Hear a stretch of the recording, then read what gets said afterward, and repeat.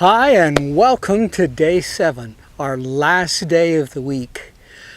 Today we are at the Nauvoo pageant, which is presented every year here in July, and it's a beautiful pageant. It talks about Joseph Smith and the settling of Nauvoo and how the pioneers had to come here. In the background you can see where the stage is, and the chairs are about ready to be filled up, and in the far distance there we have the temple, the Nauvoo temple. At the very end of the pageant it becomes very dramatic because the lights are all, it's very dark, the lights are down, and the cast of several hundred people come out onto the stage and they sing their finale song, and then they point to the temple, and the temple lights up over there on the hill, and it's just a magnificent sight. Today I want to talk a little bit about prelude music and postlude music. This is if you're playing for a sacrament meeting, that the music that you would play before the sacrament starts and people are coming in. You can play almost any of the hymns that we have taught so far, and those that you will learn, but you have to play them differently than the way the people would sing it. Usually you play it slower, softer. You don't have to play it in the rhythm.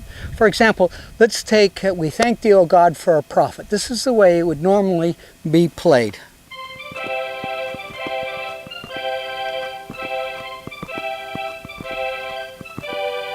You see how robust that is, and it's marching, and people get enthusiastic about it. Let's play it now softer. It's kind of hard to play it soft on my roll-up piano, but playing it a little gentler and a little bit slower.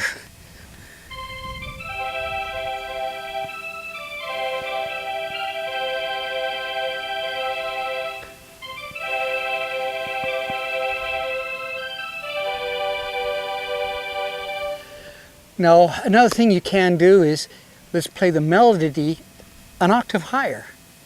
And on a piano you can do it a lot easier in playing it softer with the left hand and a little louder with the right hand. So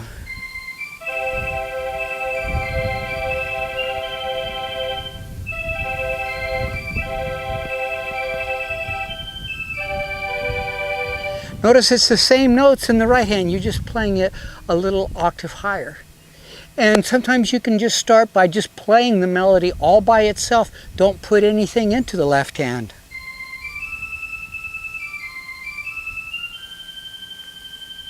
Now come in with a chord.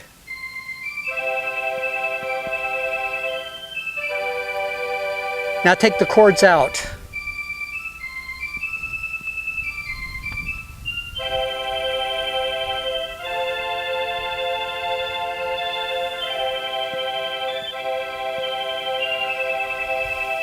Okay, so that's one way you can do it.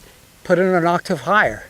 Here's a real challenge for you, and you can have fun with, and it's kind of impressive with people.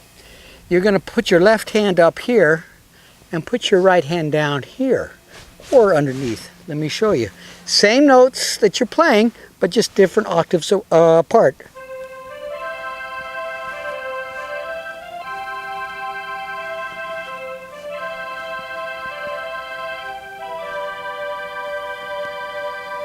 And on a piano you can have all sorts of fun with it by making it softer. And it's hard to have one hand louder than the other hand, but try that.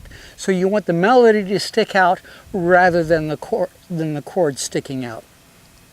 Another option that we can talk about is a variation of it, is that instead of playing the chords, you can roll them. So don't play them all together.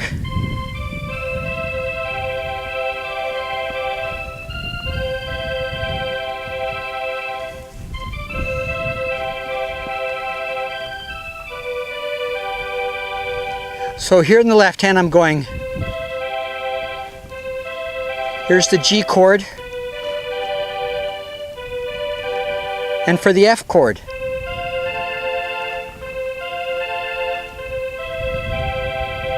That's just a variation of the same chords that you're playing. Another option that you can do is, remember the octave is 8 notes apart? If you do just the name, the root of the chord, but with an octave in the left hand, so at the very beginning we're going to play C, and we'll play an octave lower down here, and now we'll play the melody maybe an octave higher.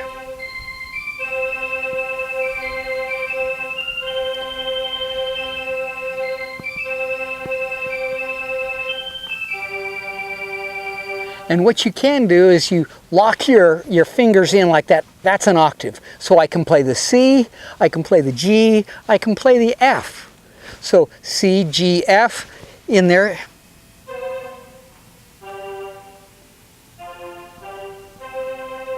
And if you get used to that, then you don't even have to look at it and you can play the other part.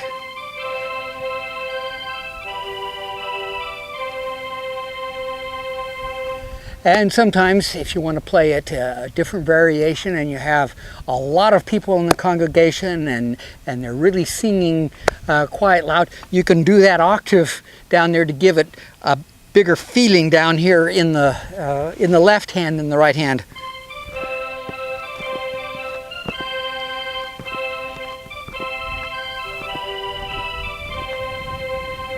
And on a piano, that's really easy to do, and you can get that whole feeling.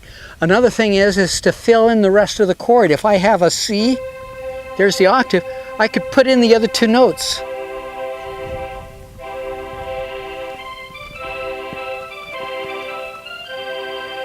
And then I could come up to the G chord.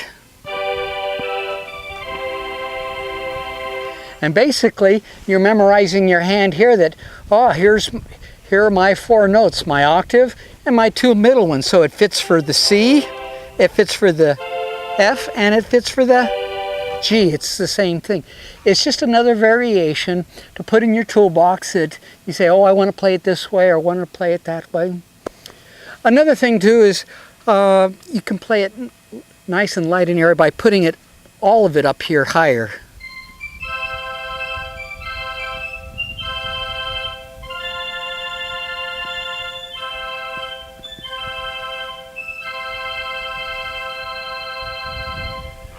The idea behind it is that you're not limited to what the notes are up on the music. You have the notes up there, you have the chords, but be inventive. You know, this is the best thing to do. I love to do it at nighttime. Maybe turn off all the lights in the house and it's dark and you're just wanting to play, so you memorize a hymn and you just kind of play and you do what I call doodling with it.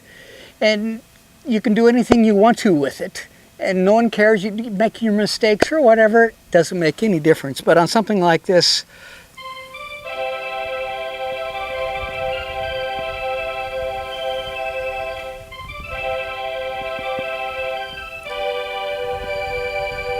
and if you had a higher note, you could hit it. But the idea is that you're having fun with it. Take the notes that you know and play them in different places. The postlude is the same type of thing. People are leaving. And so depending upon how the meeting goes, maybe it's something with some tempo with it, or maybe if it's a very sacred one, it's very soft and very light. The other thing I like to do too, which is kind of a secret, is you're going to have an opening song, you're going to have a sacrament song, and you're going to have a closing song, right? Well, what better way to practice than doing it in the prelude?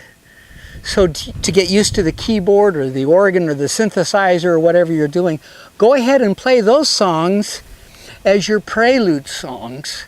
And that way you're also sowing some seeds in the audience that they're getting the feel for these songs. And in the back of their mind, they're starting to think about these lyrics. So you can play these songs at the very beginning for your prelude. Another thing that I like to do is that if you're playing one prelude song and now you're going to the second one, you don't want to have to flip all your pages.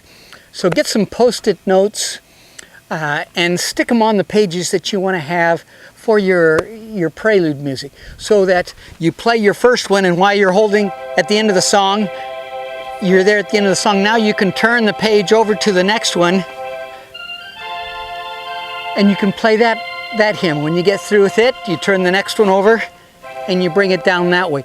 That way your songs kind of go together and there's not a silence in between the songs, because sometimes if there's a silence, all of a sudden people are expecting the bishop to stand up and start doing the meeting. So just remember, in the prelude, you want it soft, you want it easy. Maybe play the songs that you're going to do it. Try different, variations of it. Do it a little bit slower.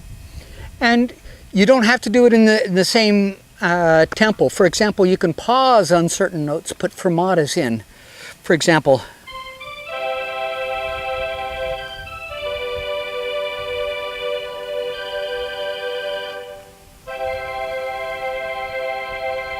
so where I'm pausing at that very end and coming to a conclusion, people like to hear variations on that rather than just straight in there. So go back on the hymns that you've already learned, those in the key of C and in the key of G, and try to play them in different fashions. And then at the first of your book, make sure in your index here that you mark which hymns that you know and you feel comfortable with, so that when you come to Sunday you can say, oh, I'm going to play hymn number 29 or hymn number 37 or whatever, and mark those that you like for your prelude music and have them have little stickers on here. That way you can know I can go right to them. Sometimes people have like 4 or 5 favorite hymns that they want to have for other prelude, and they have them marked, so they just do prelude 1, prelude 2, and so forth like that. And when they're done with it, hey, it's all finished. So, day 7, we finished it up. You've learned the new key of G. You've learned what sharps are with the F sharp. You've learned some new chords. You've learned that you don't have to play all the chords. You can just play the note. But we have some extra chords in your toolbox if you want to, like D7. You've learned some minor chords. If you want to play them, that's great, or just play the note. But the idea with the key of C and the key of G, now you can play over 100 hymns. We also have the book for the children's song book, so you can learn another 30 or 40 songs for the children. But the idea is to have fun and to have the Spirit with you and to be able to share your talents with other people, with your family, with those in the ward, for just your own self if you don't play for anybody else. But the hymns are sacred to the Lord, and they're a prayer unto the Lord, as we said in the beginning. So I challenge you to continue on, and I give you another challenge. Take this course now and teach it to somebody else. Teach it to somebody in your family, one of your children, your spouse, your parents. Teach it to somebody else, a neighbor. Teach all the deacons in your ward. The idea is, as you teach it, it will help you remember it better and help solidify the things that you have learned. And when you do that, then you'll be able to master this in a lot quicker time. And it'll help you learn the notes and the subtleties of the music. So it's been great to be with you this week. I hope to see you in the future. We'll have some additional courses to teach how to learn how to the simplified hymns of the church and some other projects, whatever. But in the meantime, may God be with you till we meet again.